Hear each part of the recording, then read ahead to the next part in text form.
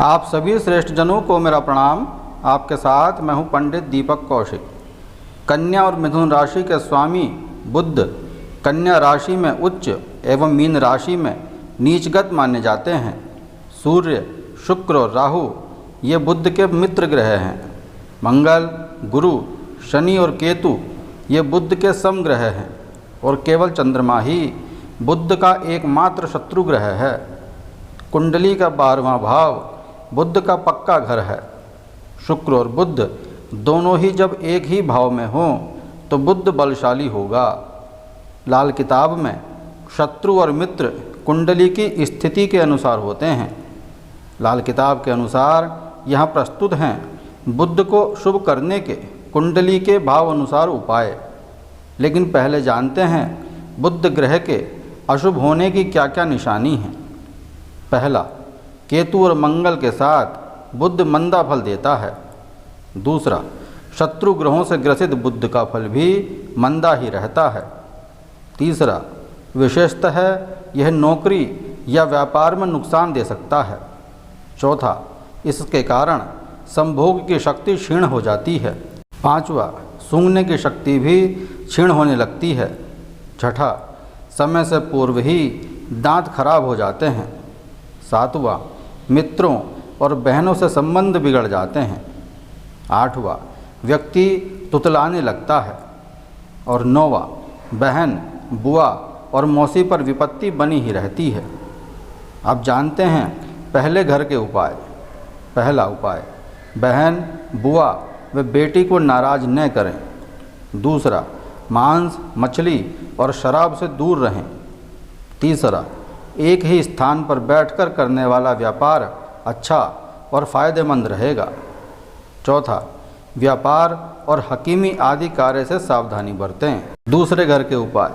पहला, बहन, बेटी और बुआ का सम्मान करें व समय समय पर उपहार देते रहें। दूसरा, समयानुसार धर्म स्थान पर चंद्रमा से संबंधित चीज़ों का दान करें। तीसरा, भेड़, बकरी और तोता पालना सख्त वर्जित है। तीसरे घर के उपाय। पहला, 43 दिन लगातार साबुत मूंग रात में भिगोकर सुबह पक्षियों को डालें।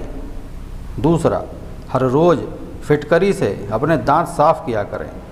तीसरा, दक्षिणमुखी मकान में न रहें। चौथा, अस्थमा की दवाएं वितरित करते रहें। चौथे घर के उपाय।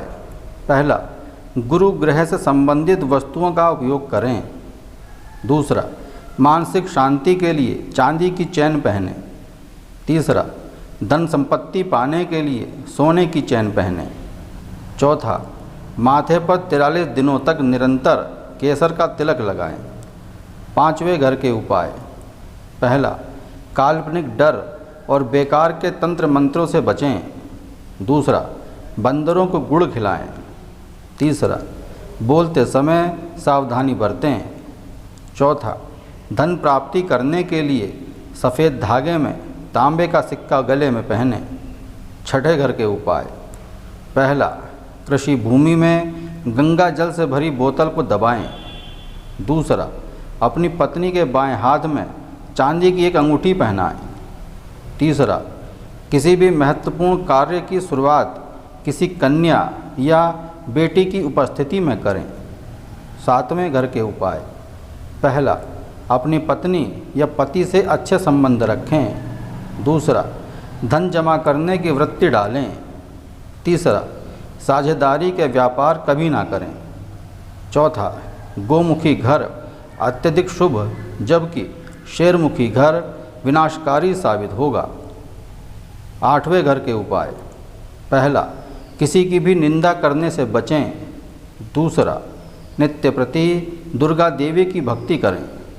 तीसरा, सट्टेबाजी से सदैव उचित दूरी बनाए रखें। नौवें घर के उपाय। पहला, किसी साधु या फकीर से कोई तावीज़ न लें। दूसरा, पिता, गुरु या सज्जन व्यक्ति का अपमान न करें। तीसरा, किसी मिट्टी के बर्तन में मशरूम भरकर धार्मिक जगह पर दान करें। 10वें घर के उपाय।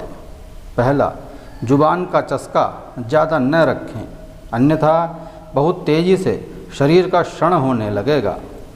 दूसरा, शराब, मांस, अंडे और बहुत अधिक भोजन खाने से बचें। तीसरा, चावल और दूध का समय समय पर धार्मिक स्थानों में दान करते रहें। 11वें घर के उपाय। पहला, गले में किसी सफ़ेद धागे या चांदी की चैन में तांबे का गोल सिक्का पहने। दूसरा, किसी फ़कीर, तांत्रिक या साधु से किसी भी प्रकार की कोई वस्तु न लें। तीसरा, हरे रंग के कपड़ों और पन्ना रत्न से बचाव रखें। चौथा, साधु या फ़कीर की दी हुई ताबीज़ न लें। 12वें घर के उपाय।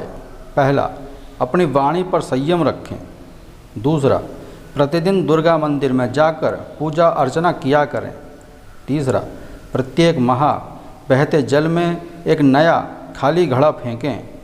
चौथा, केसर का तिलक लगाएं और धार्मिक यात्रा करते रहें। पाँचवा, किसी भी नए या महत्वपूर्ण कार्य को शुरू करने से पहले किसी व्यक्ति की सलाह अवश्य लें।